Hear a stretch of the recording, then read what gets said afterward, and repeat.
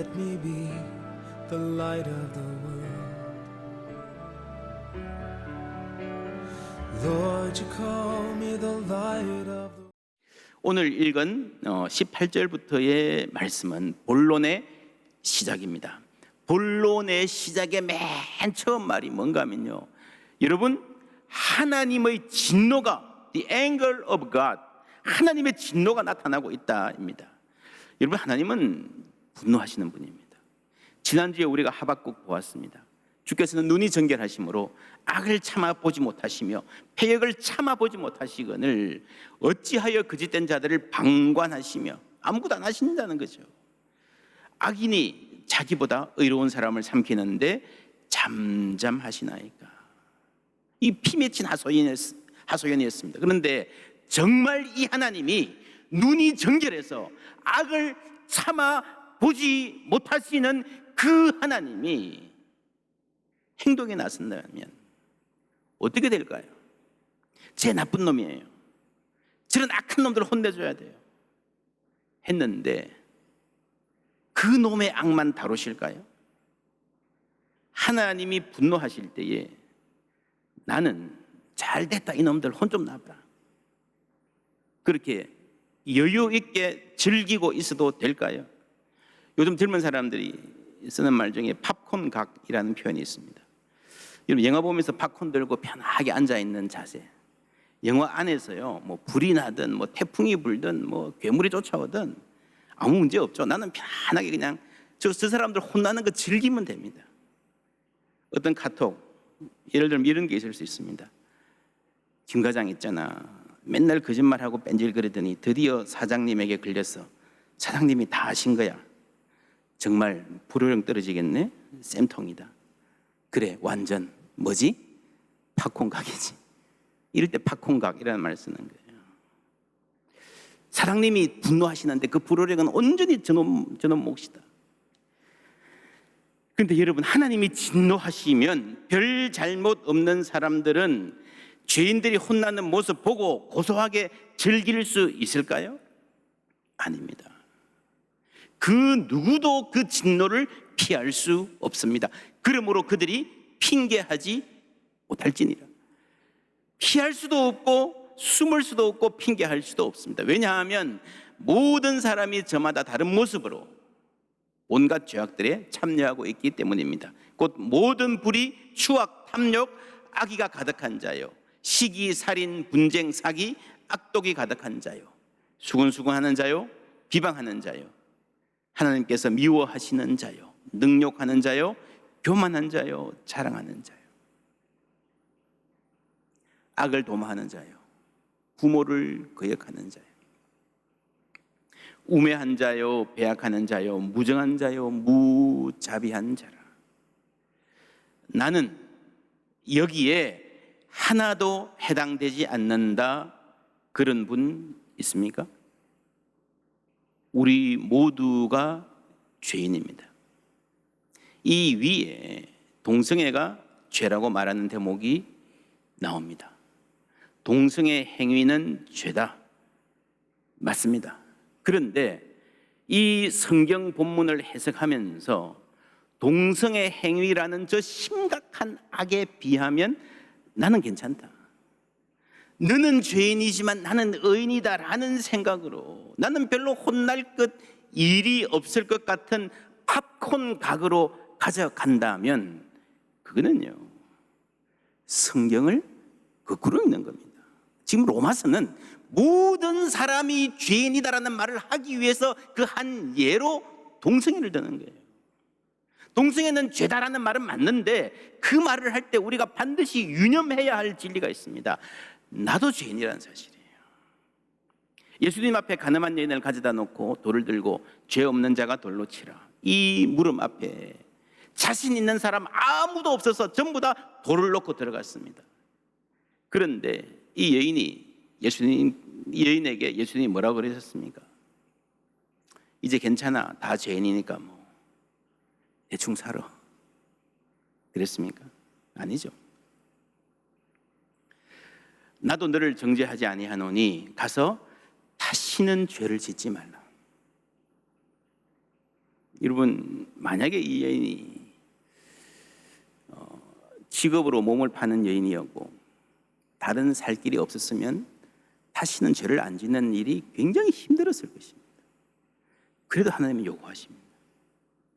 나도 너를 정죄하지 않는다라는 말은 다른 사람들, 도를 들었던 다른 사람들과는 다른 차원의 말입니다. 왜냐하면요, 예수님은 죄가 없으신 분이니까 유일하게 정죄할 자격이 있는 분, 돌을 던질 자격이 있는 분이십니다. 우리를 심판하실 분이십니다. 그러나 지금은 정죄하지 않는다. 이거는요, 하나님의 용서와 사랑을 보여주시는 겁니다. 가서 다시는 죄를 짓지 말라는 것은 여러분, 죄 짓지 않고 신실하게 살아갈 기회를 다시 주시는 겁니다. 그게 용서입니다. 우리가 살아있는 동안에 신실하게 살아갈 기회를 다시 주시는 게 용서입니다. 여러분, 이것은요, 동성애이든 다른 범죄든 마찬가지입니다. 지난번에 말씀드렸습니다. 결혼은 한 남자와 한 여자의 결합입니다. 이 질서를 벗어나는 모든 성행위는 죄입니다. 동성애뿐 아니라 이성애자의 혼외 성관계도 죄입니다. 순리가 아닌 영리, 인간의 본성을 거스르는 것이며 창조 질서에 역행하는 것입니다. 주의할 것은 우리 교단의 그 동성애에 관한 입장 나눠드린 책에도 나와 있습니다. 동성 간 성행위를 성경이 죄라고 정죄하고 동성애적 성향에 대해서는 아무런 말을 하지 않습니다. 그러니까 너는 동성애적 성향이 있는 사람이니 다른 사람과 달리 취급받아야 될 특별히 고약한 죄인이야 라고 하지 않는 것입니다. 여러분, 이런 사람도 하나님이 사랑하시는 줄 믿습니다. 그렇다고 해서 너는 동성애 성향을 타고났으니 너에게는 동성애 행위가 자연스러운 것이야. 너에게는 이게 순리야. 이게 동성애를 이렇게 옹호하는 사람들이 그렇게 성경을 해석하기도 하는데요, 그렇지 않습니다. 동성애 행위가 죄다라고 하는 것은 변하지 않습니다. 다시는 죄를 짓지 말라 하는 말을 어떻게 적용해야 될까요? 동성애 성향이 있다라고 생각하는 사람은요, 치유를 위해서 노력하고 교회는 이들을 사랑으로 품고 그 고민을 이해해주고 그 노력을 존중하고 도와줘야 됩니다. 치유하는 과정에 있는 사람이든지 혹 나는 정말 벗어날 수가 없어, 이거 치유가 안 되는 것 같다라고 느끼고 있는 사람이든지, 여러분, 가서 다시는 죄를 범하지 않도록 노력해라고 권면해야 됩니다. 그게 뭡니까? 금욕입니다. 너무 가혹하지 않나요? 네, 힘듭니다. 근데 여러분, 이성애자 중에서도요, 평생 결혼 안 하고 사는 사람도 있고 결혼이 늦어져서 오랫동안 인내하며 기다리는 사람도 많고 배우자 사별 이후에 평생을 혼자 사는 사람들도 많습니다. 예수님도 천국을 위하여 스스로 된 고자도 있다고 하셨고 바울도 하나님을 위해서 결혼하지 않고 사는 것 또한 권할 만하다 했습니다. 이 말씀을 따라서 신부님들, 수녀님들 포함해서 하나님을 위해서 결혼하지 않고 일생을 성관계 없이 살아가는 사람도 많습니다. 그러니 동성애 성향을 갖고 있지만 동성애 행위는 하지 말라는 이 말이 그들에게만 요구하는 너무 가혹한 요구는 아닌 것으로 보아야 합니다. 그런데 문제가 있는 대목이 이 대목입니다. 이 요구가 너무 힘들어요. 도저히 안 돼요. 너무 가혹해요. 라고 하는 동성애 성향을 가진 사람들이 많습니다. 이것 자체는 자신의 잘못이 아닙니다. 사람마다 욕구의 차이가 있습니다. 식욕에도 차이가 있고요. 어떤 사람은 음식 쉽게 그냥 조절하잖아요. 어떤 사람은 굉장히 힘들어요. 성욕도 마찬가지입니다. 사람마다 차이가 있어요. 어떤 사람은 성적인 유혹을 쉽게 이기는데 어떤 사람에게는 굉장히 고통스럽습니다. 왜 그런가? 아직도 과학이 규명을 못합니다. 제가 미국에 1997년에 갔는데 그 이듬해 미국이 난리가 났습니다. 클린턴 대통령 탄핵 문제. 당시에 나라의 경제도 더할 나위 없이 좋았고 모든 부분에서 최고의 인기 대통령이었는데 백악관 인턴과의 소위 부적절한 관계로 대통령직을 잃을 위기에 처했습니다. 그 대통령이 이렇게 한 일 보면요, 정말 이해가 안 돼요. 왜 대통령이 이렇게까지 하지? 이때 미국에서 성도착, 지나치게 과도한 성적 욕망을 주체할 수 없는 사람들에 대한 연구가 많이 진행되었습니다. 아직도 명확하게 과학적으로 규명되지 않은 부분이 많습니다만은 그 중에 상당수는 질병으로 취급되어야 할 사람들이 있다는 게 중론입니다. 여기는 선천적인 경우도 있고 성장 과정의 어떤 경험이나 환경 때문에 그렇게 되는 경우가 있고 사회 문화가 이 성도착이나 성적 욕망을 부추기는 탓도 분명히 있습니다. 복합적입니다. 1장 24절에 그러므로 하나님께서 그들의 마음의 정욕대로 들어오며 내버려두사 그들의 몸을 서로 욕되게 하셨으니, 이 정욕이라고 표현된 단어는요 에피시미아라는 단어입니다. 과도한 욕망을 말합니다. 성경은 desire, 인간의 어떤 욕구 자체를 다 부인하지 않습니다. 문제는 에피시미아, 과도한 욕망입니다. 동성애 행위도 대부분 과도한 욕망을 절제하지 못해서 일탈로 이어집니다. 혼외 정사도 마찬가지입니다. 탐욕, 물질에 대한 욕망, 명예에 대한 욕망도 지나칠 때요, 그게 죄로 이어질 수밖에 없습니다. 지나친 욕망. 여러분, 한쪽에서 이게 지나치게 가득하니까요, 인간에게 진짜 있어야 될 게 없어지는 거예요. 다른 걸로 가득하면요 진짜 있어야 될 게 없어집니다. 31절 말씀 NIV가 이렇게 표현합니다. They have no understanding, no fidelity, no love, no mercy. 이해력이 없고 신의가 없고 사랑이 없고 자비가 없다. 없어야 할 게 너무 많고요, 작아야 할 게 너무 많고요, 있어야 할 게 없어진 게 인간의 죄된 상태라는 말입니다. 성경은 그렇게 말합니다. 그들을 마음의 정욕대로 더러움에 내버려 두사. 하나님 왜 그대로 내버려 두십니까? 여러분, 하나님은요 인간의 죄에 대해서 분노하시지만 모든 죄에 대해서 바로 그때 회초리 들고 다니면서 때리고 벼락 내리고 그렇게 하지 않으십니다. 하나님이 인간의 죄에 대해서 진노하시는 방법은 세 가지입니다. 첫째, 장래에 심판하실 것입니다. 모든 사람이 자신이 행한 대로 그 심판대 앞에 서야 될 것입니다. 두 번째, 지금은 최소한의 심판을 공권력을 통해서 하십니다. 로마서 13장 1절 각 사람은 위에 있는 권세들에게 복종하라. 권세는 하나님으로부터 나지 않음이 없나니 모든 권세는 다 하나님께서 정하신 바라. 그는 하나님의 사역자가 되어 내게 선을 베푸는 자니라. 그러나 내가 악을 행하거든 두려워하라. 그가 공연히 칼을 가지지 아니하였으니, 이 칼은 공권력의 상징입니다. 곧 하나님의 사역자가 되어 악을 행하는 자에게 뭘 따라요? 진노하심을 따라. 누구의 진노입니까? 하나님의 진노예요. 하나님께서 그 진노를 공권력을 통해서 사람들에게 보응하신다는 거죠. 그래서 여러분, 아주 예외적인 경우가 아니면, 아주 예외적인 정말 비상식적인 독재가 아니면요, 그리스도인들은 공권력의 심판을 통해서 하나님이 벌 주시는, 하나님이 일하시는 것을 받아들여야 됩니다. 그게 성경의 교훈이에요.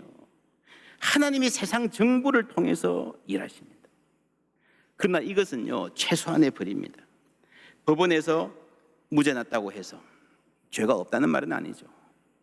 여러분, 검찰에 불려가서 기소당한 적 없다고 해서, 경찰에 오라고 한 적 한 번 없다고 해서 내가 아무 죄 없는 사람이라는 말은 아니죠. 그래서 최소한이라는 말이에요. 세 번째로 하나님의 심판은요, 첫 번째는 장래에 심판하시고, 두 번째는 뭘 통해서요?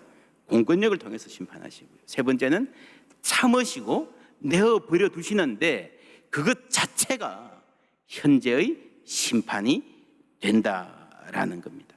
1장 27절, 그들의 그릇 때문에 상당한 보응을 그들 자신이 받았느니라. 또한 그들이 마음에 뭐라고요?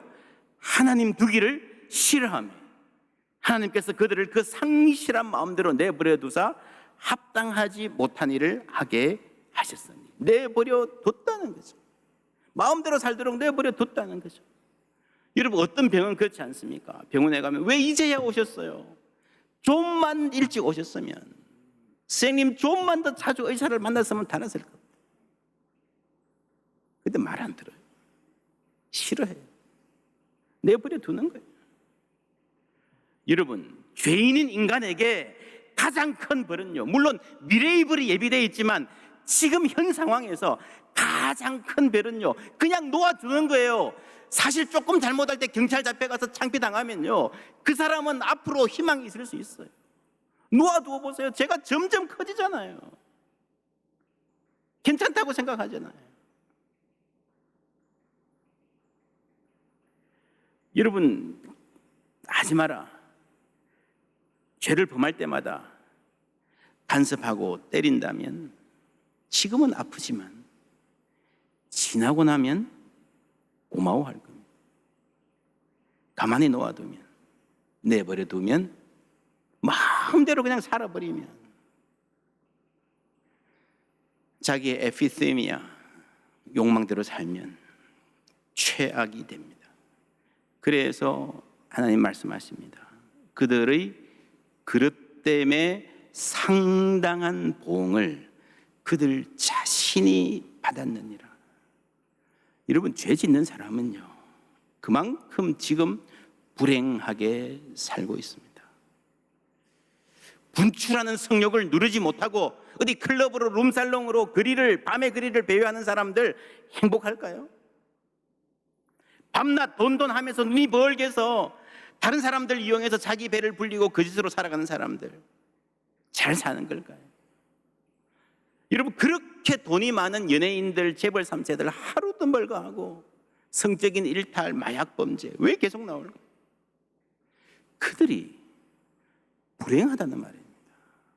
갑질, 말도 안 되는 갑질, 그렇게 많이 가진 사람들이 주위에 있는 자기를 도와주는 사람들에게 정말 비정상적인 짜증과 분노를 쏟아내는 게요, 그 사람 자체가 잘못돼서 그런 게 아니라, 여러분, 그렇게 많이 가지고도 인간이 불행해서 그런 거예요.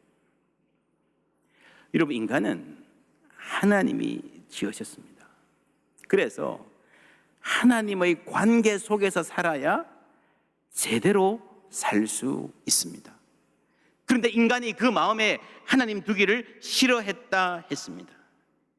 하나님을 알되 하나님을 영화롭게도 아니하며 감사하지도 아니하고 오히려 그 생각이 허망하여지며 미련한 마음이 어두워졌나니 스스로 지혜 있다 하나 어리석게 되어 썩어지지 아니하는 하나님의 영광을 썩어질 사람과 새와 짐승과 기어다니는 동물 모양의 뭐로요? 우상으로 바꾸었느니라.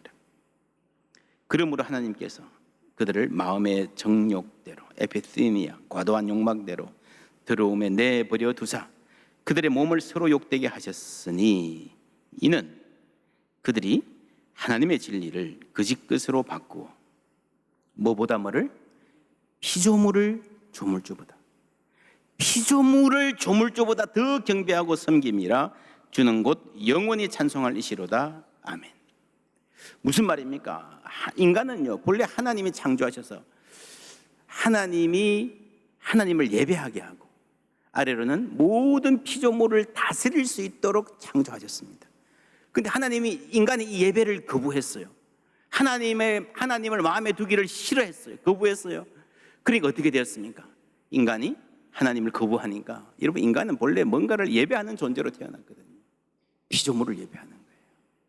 인간은 하나님을 거부해서 하나님과 같이 동등되게 높아지기를 원했지만요, 그 결과 피조물을 예배하는, 그 헛된 것을, 목상과 금상을 떠놓고 그것을 절하고 예배하는 그야말로 비참한, 피조물보다 더 아래로 내려가는, 해와 달과 별을 섬기면서 자연을 두려워해야 되는 그런 상태로 떨어졌다는 것이 성경의 진단입니다. 그게 우상숭배입니다. 골로새서 3장 5절은요, 탐심이 우상숭배, 에피데미아가 우상숭배라 그랬습니다.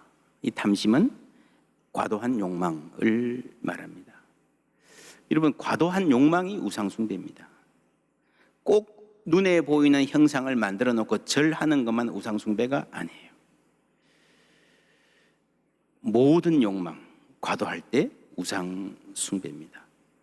그 중에서도 가장 강한 것 세 가지가 뭔가 하면요, 리처드 포스트가 이런 책을 썼습니다. 돈, 섹스, 권력.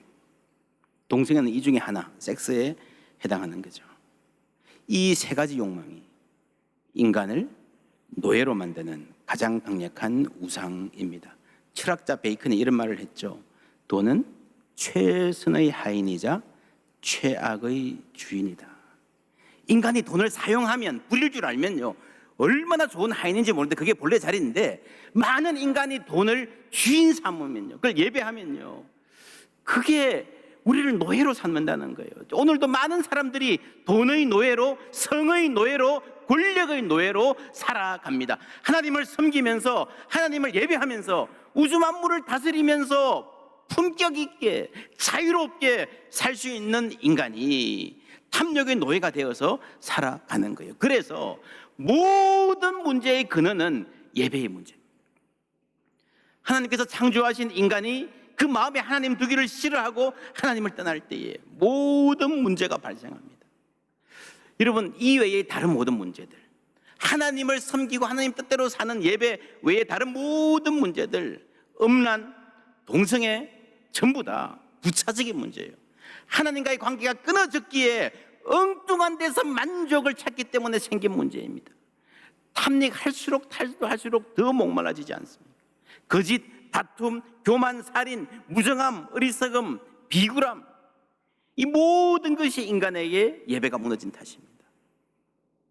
시간이 부족해서 다 말씀 못 드리지만, 인간의 이성이 어두워진 것도요, 하나님을 버려서 그렇습니다.